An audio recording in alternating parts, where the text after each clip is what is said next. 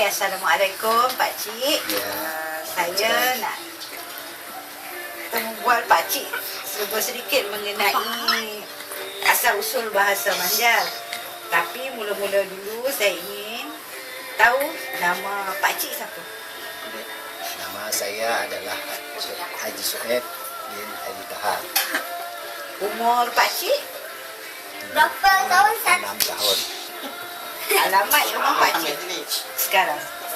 Nomor 100 Parikmat Alek. Okey, baiklah Pak Cik. Mula-mula sekali saya nak bertanya Pak Cik, apakah makanan utama orang-orang Banjar? Makanan kami ini orang Banjar ni dia bergantung pada waktu pagi atau tengah hari macam mana. Pagi ke tengah hari. Dari pagi, tengah hari, malam lah macam tu. Jadi makan kami ini tengah hari, pagi makan biasalah macam nasi bersangak. Lepas tu telak kabak bedawi. Kabak bedawi tu tengah hari agak makan lah nasi yang masak tu lauk keladi. Jangan keladi, lauknya wadi. Itu sambal, ikan goreng. Kalau ada hal itu dipanggil rahmat.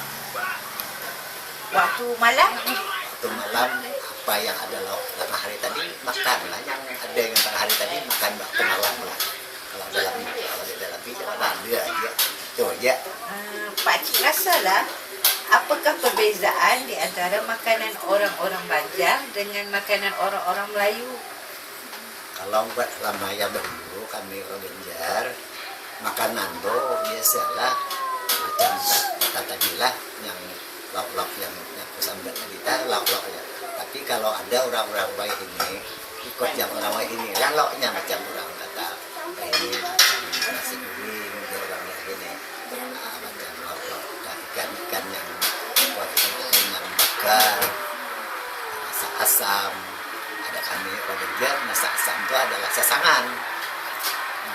Sasangan orang lain ini gulai, kami kare, kami gulai. Orang Melayu kare, orang kami gulai. Orang Banjar itu macam sasangan itu tadi masak pedas lah. Kami orang Banjar masak sasangan. Baiklah Pak Cik. Berkaitan dengan adat orang Banjar yang masih diamalkan sekarang. Macam mana ya? Contohnya adat perkahwinan. Ada perkahwinan orang Banjar, tapi buat hari ini ada orang Banjar lagi macam campur sama ada dengan Melayu. Jadi kalau ikut adat dulu orang Banjar ya ada mandi manten. Palamin tu kalau dari salah pas candi tu lelaki ini tunggu di luar tu masuk dalam tu silih kain ikat atau sampin apa macam tu lah kalau buat dulu. Dan lagi kami orang-orang Banjar ada apa juga lagi pisah keturunan pakai belaung pakaian belaung basampien ini basampien dengan belaung ini pakai apa kolok di orang Melayu. Kami orang Banjar belaung pakai lagu basampien tu ikut adaan lah jika dirah kah ke anu yang dirah kah bawa bunga basampien ada sabuk bukan sampien dari orang Melayu sampien, kami orang Banjar sabuk. Itulah. Ada adat lain Pak Cik? Ada adat lain tu seperti macam orang budaya orang Melayu itu mandi pantian tu orang macam ada mandi luar ada apa sangkar udah kepala kada tahu orang wadaian tu macam wadai dari lah segala bubur karis apa ni yang cangkarok apa lagi cak kapai udah pisang cupuduk payes pisang tu orang payes jembat. Lagu orang-orang Banjar ada tak Pak Cik? Lagu orang Banjar ni kalau kira-kira banyak tapi Pak Cik pun tak dapat ingat lagi dah. Tapi kalau sikit-sikit tu adalah kira-kira macam kata ayo napan ke Pulau Agung apa lagi. Kalau tahu kok dia lah tu lah macam tu lah. Ada kira.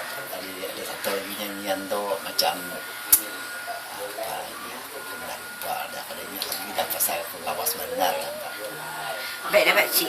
Pada pendapat Pak Cik, adakah pada zaman sekarang generasi muda masih menggunakan bahasa Banjar ketika berkomunikasi dengan rakan-rakan? Kalau ikut keadaan tempat pakcik ini banyak kan orang-orang Pulau Pinang dah bahasa Melayu kebanyakan, dengan anak-anak pakcik pun bahasa Melayu. Jadi bahasa Melayu pakcik kadang-kadang bahasa Melayu Pulau Pinang, bahasa Pulau Pinang. Tapi kalau ada orang Banjar datang daripada salah satu tempat tu, macam kata contoh orang Batu Lima, orang Sarai, dia menggunakan bahasa Banjar. Jadi pakcik ini bahasa Banjar, Pak. Macam tu lah. Baiklah Pakcik, pada pendapat Pakcik, bagaimanakah nak hidupkan semula kebudayaan atau bahasa Banjar di kalangan generasi muda? Kalau nak ikut generasi muda ni, karena balik semula lah. Ada cakap Banjar, kalau anak-anak ayah buat jauh Banjar, selalulah gunakan cakap Banjar, barulah boleh akan hidup semula. Kalau ikut masa ni, kalau ayah tu dia kat bahasa Melayu, dia bahasa Banjar lagi, mungkin pupus juga lah. Itu yang penting-penting bahasa ni. Di Malaysia ni dah kebanyakan orang Banjar ni hanya satu-satu juga lagi ada menggunakan bahasa Banjar, macam sekolah darat sana tu tempat perpulauannya di macam di Serai, di Batu Lima, dia ada pulau-pulaunya. Kalau ikut dalam campuran dulu, tetapi jalan macam kami sebelah sini tak ada dah. Katakan bos ada anak-anak bahasa Melayu ya, Banjar Kai jurang. Pakcik tahu tak, di Malaysia ni telah ditubuhkan Persatuan Banjar se-Malaysia. Penglibatan orang-orang Banjar dalam persatuan ni ada yang aktif dan ada yang tak aktif. Tujuannya adalah untuk memertabatkan bahasa Banjar. Pada pendapat Pakcik lah, setuju tak setuju tertubuhnya Persatuan Banjar di Malaysia ni? Memang setuju. Masalah bahasa ni kalau boleh-boleh dihidupkan semula lah. Sebab apa? Kita hanya asal daripada orang Indonesia, orang Sapat dari hanya di kawasan Borneo di sebelah sana, Alih Riau, Indonesia. Jadi di sana tu kalau orang datang ke mana itu bahasa Banjar semua lah. Ada tahu ada bahasa Melayu, ada kami sini menggunakan. Sebab kadang-kadang perhubungan Indonesia dengan Malaysia ni boleh kata hampir selalu orang datang Indonesia, orang Malaysia, orang Banjar Indonesia pun selalu tolak ke Indonesia. Jadi patutlah dihidupkan semula lah mana bahasa Banjar ni.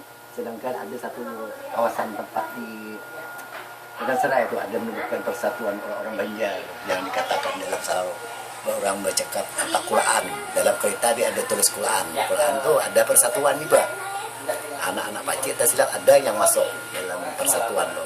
Tapi baru-baru ni ada di kumpulan di Setewan di lupa dah di Buta lah, ada perhimpunan orang Banjar seluruhnya, keluarga orang Banjar tak silap.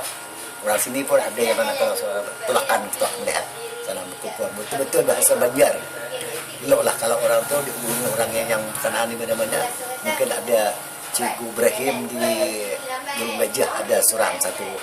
Saya ada sebagai apa, dia mungkin dia ada pengurusinya loh Pak. Okey, baiklah Pakcik. Sebelum mengakhiri temu bual bersama Pakcik ni, apa pesanan Pakcik pada generasi muda agar tidak melupakan bahasa Banjar? Ya, harapan Pakcik ni untuk menghidupkan bahasa Banjar ni seelok-eloknya kalau ikut bahasanya, kalau senang-senang bukakan ke internet kah atau mana-mana video-video yang lama tu ataupun mana-mana ada bahasa Banjar boleh dikumpulkan bahasa-bahasa tu akan terjalin semula lah. Bahasa tu akan elok semula. Itu je harapan Pakcik. Baiklah Pakcik, terima kasih banyak-banyak atas maklumat ini. InsyaAllah kita akan jumpa lagi.